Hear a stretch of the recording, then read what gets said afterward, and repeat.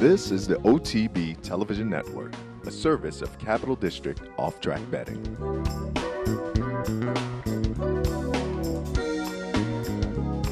They're coming to the top of the stretch, and Cairo Prince and Luis Saez have taken the lead, and they'll turn for home in front by 2. Almost Famous is next. Financial Mogul, Intense Holiday, Conquest Titan running a big one on the far outside, but Cairo Prince has run away.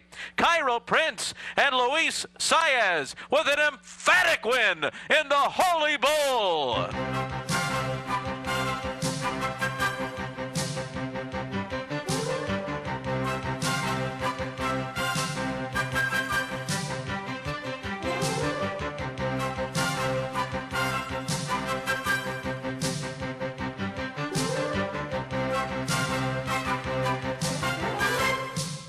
Good morning, everyone, and welcome to Down the Stretch. I'm Mark Asano. On this morning's show, we'll get things kicked off with our 3-year-old segment, where our former number 1 Derby prospect is making news. We will take a look at the Holy Bull, a interesting Gulfstream allowance race, as well as the Cal Cup Derby. We'll update our Derby dozen, and we will welcome in a trio of special guests. First, from South Florida, Mr. Jose Garoffalo, whose Wildcat Red has gone to Plan B for this afternoon's Hutcheson. Then from New York, a pair of trainers with some exciting New York breds for today's Withers. Mr. Gary Contessa, who's got Uncle Sigh, and Mr. Rick Violette, who's got Samraat. So all of that and much, much more if you stay with us for this, our February 1st edition of the program. Good morning. Once again, we have finally gotten January behind us. Hallelujah. Welcome to February. Welcome to the show this morning. Sit back, relax. Hope you enjoy the next hour. We begin our 3-year-old segment with news that Honor Code, our number 1 Derby prospect the past 4 weeks, has had a setback. According to his trainer, Shug McGahee, Honor Code bruised his rear heels, causing him to miss about 10 days of training. That means Honor Code will miss the February 22nd Fountain of Youth. The March 1st Gotham here in New York now becomes a possibility for his 3-year-old debut. And Havana, winner of last year's Champagne over Honor Code, will also miss the Fountain of Youth. His trainer, Todd Pletcher, explained that he was just too far behind with the Breeders' Cup Juvenile runner-up and will now consider the March 1st Swale, a sprint, as a possible starting point for Havana. Also a change of plans for the filly Rhea Antonia. The winner of the Breeders' Cup Juvenile fillies via disqualification, Rhea Antonia, who was originally being pointed for the February 22nd Risen Star Against the Boys, will now likely face fillies in the Rachel Alexandra at the fairgrounds, weather permitting. The weather in New Orleans has been really bad, and horses have been off their training schedules, but it looks like Rhea Antonia, instead of facing the boys, will go against fillies to begin her 3-year-old campaign. And finally, Corfu, who set a stakes record in winning last year's Saratoga Special, has surprisingly been retired. The speedy son of Malibu Moon, who also broke his maiden at the Spa, was being pointed to today's Hutcheson, but was retired instead after only 6 career starts. So more premature retirements, unfortunately. And how about the shape of the Fountain of Youth? I mean, at the beginning of this past week, it looked like the Fountain of Youth would be a powerhouse with Honor Code and Havana and Cairo Prince likely to go. Boy, have things changed in a week. And we will begin our 3-year-old stakes recap with a look at last Saturday's Holy Bull. 8.5 furlongs at Gulfstream and the 2-1 favorite, number 7, the aforementioned Cairo Prince. He actually drifted up to that price. At one point in the betting, he was 6-5 or 7-5. The reason he drifted up is because the 3-1 second choice, number 1, Coup de Grace, took all the late money, and I mean all of it. The 4-1 third choice, number 8, Wicked Strong, who had finished just behind Cairo Prince in the Remsen, and the fourth choice in here at 8-1, number 6, Mr. Speaker, a stakes winner on turf, but making his dirt debut for Shug. So for the call of the Holy Bull, here's Larry Colmus. They're off in the Holy Bull. And it's Financial Mogul with a good beginning. Coup de Grace sent through on the inside, now up and after the lead. And right alongside is Almost Famous. Mr. Speaker is just outside those leaders. And these three have the most early speed. Then Best Plan yet to the inside. Cairo Prince finds himself 5th early, racing 4 lengths off the lead. And just ahead of Our Caravan as they make their way toward the backstretch. Then Big Bazinga, Wicked Strong is 7 lengths behind. Then Financial Mogul to the inside, Intense Holiday, and Conquest Titan. 23-3 was the opening quarter. On to the backstretch they go, and it's Coup de Grace and Almost Famous locked in battle. They are noses apart on the lead. And then Mr. Speaker just to the outside of them. These three right together up the backstretch, and Cairo Prince is with them 4th on the outside. Best Plan yet 5th along the rail. Then Big Bazinga followed by Our Caravan. Wicked Strong still about 7 lengths behind. Intense Holiday. Then comes Financial Mogul, and at the back of the field is Conquest Titan. 46-3 for the first half mile of the Holy Bull, and Coup de Grace given way and just checked out of the pack. It is now Almost Famous in front. Mr. Speaker and Cairo Prince are right alongside. Intense Holiday and Financial Mogul is moving on the far outside. Then Best Plan yet, Coup de Grace, who is in trouble, has dropped to mid-pack. And they're coming to the top of the stretch. And Cairo Prince and Sigh have taken the lead. And they'll turn for home in front by 2. Almost Famous is next. Financial Mogul, Intense Holiday. Conquest Titan running a big one on the far outside. But Cairo Prince has run away. Cairo Prince and Sigh with an emphatic win in the Holy Bull. Cairo Prince, Kieran McLaughlin, Luis Saez uses his natural tactical speed to sit a very good trip and draws off to an authoritative 5 3/4 length victory over Conquest Titan, who came from last to get second, and Intense Holiday, who made a middle move from a tough outside post and continued on well for third. Almost Famous, who pressured a fast pace throughout, held pretty well for fourth. Coming out of a bizarrely run Remsen at the end of November, Cairo Prince was ideally positioned in the Holy Bull, where the opening 6 furlongs were run 7 full seconds faster than in the Remsen. Now, Kieran had told us on last week's show that Cairo Prince had been working very well and was doing particularly well coming up to the Holy Bull, and the colt ran to those descriptions. Now, with the fast early pace, closers did benefit, and the runner-up, Conquest Titan, was the quintessential closer, coming from last. You must judge just how good that performance was. Intense Holiday, the third-place finisher, made a mid-race run to get into contention from his difficult outside post and continued on evenly. His 4th in the Remsen was pretty good, as was his 3rd in here. And the speedy Almost Famous, who is pretty much one-dimensional at this point, actually ran pretty well to hold 4th. He pressed the pace, pressed the leader Coup de Grace, took the lead into the far turn, came under immediate pressure, then gave way grudgingly in the lane. If he finds a more favorable pace scenario, he could score at a price. Now, the major disappointments. Coup de Grace, the second choice, rushed a bit from the inside post. He never got comfortable. He looked uncomfortable all the way. His owner, Rick Porter, has now declared him off the Derby Trail.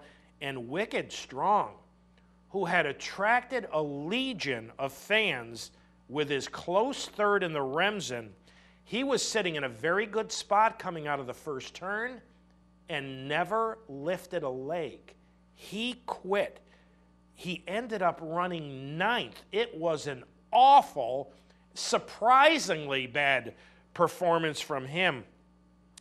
The mile and a 16th in a minute 42.16 off 3/4 in 1:10.30 was 1/2 second faster than an entry-level allowance race that we're going to watch in just a moment. Now, the natural progression of 3-year-old races in South Florida is the Holy Bull, the Fountain of Youth, and then the Florida Derby. Well, Kieran McLaughlin this week announced that in all likelihood, Cairo Prince would skip the Fountain of Youth to await the March 29th Florida Derby. So as I said introing this race, I mean, originally the Fountain of Youth looked like a blockbuster. But in the period of 1 week, the Fountain of Youth has, in all likelihood, lost Honor Code, Havana, and Cairo Prince. You talk about taking a hit to a race. But the Holy Bull, on paper, you know, pretty good field. Cairo Prince did look like the one to beat and absolutely dominated. Now, the entry-level allowance race I was speaking of, race 4 last Saturday at Gulfstream, also at a mile and a 16th. A field of 7, but 2 horses in here took the majority of the money. Number 2, Top Billing, a fine second in an entry-level allowance race in last at Gulfstream, was even money, and you'll want to pay attention to number 2, Top Billing. Number 3, Surfing USA, good-looking maiden winner at Aqueduct in last, was the 17-10 second choice. So for the call of the Gulfstream allowance, here's Thomas. Grand Arrival restless. They're off. Rockford had the best beginning and goes out to the front. Surfing USA on the inside, away with some early speed, and he's in front just to the outside of them. And Monopolize gets into stride in 4th on the first turn. They're being followed by Grand Arrival, We're All Set, and Top Billing, devoid of early speed, is 9 lengths behind as the field makes their way to the backstretch. And it's Surfing USA making the pace here on top a half a length over Rockford, and on the outside he's in front. Monopolize 4th, saving ground to the back stretch just inside of Grand Arrival. Then We're All Set, and Top Billing at the back with 7 to make up. 23-4 was the first quarter. Up the back stretch, Surfing USA a half length in front. Rockford second to the outside, and then it's He's in front who sits 3rd. Then Monopolize to the inside, and Grand Arrival just 3 lengths off the lead. 2.5 more to We're All Set, and Top Billing still 8 lengths behind as the field runs for the far turn of 47 1/2 mile. Surfing USA continues to lead the way. Rockford alongside. A neck back in second. He's in front is 3rd. And now from dead last, Top Billing is rolling. He's beginning to pick up his stride, and We're All Set is coming too. Top Billing's going to take the far outside route as they make their way to the top of the stretch. Surfing USA is going to cut the corner. Top Billing's coming 4 wide. Rockford is right there between horses. They're into the stretch. Top Billing.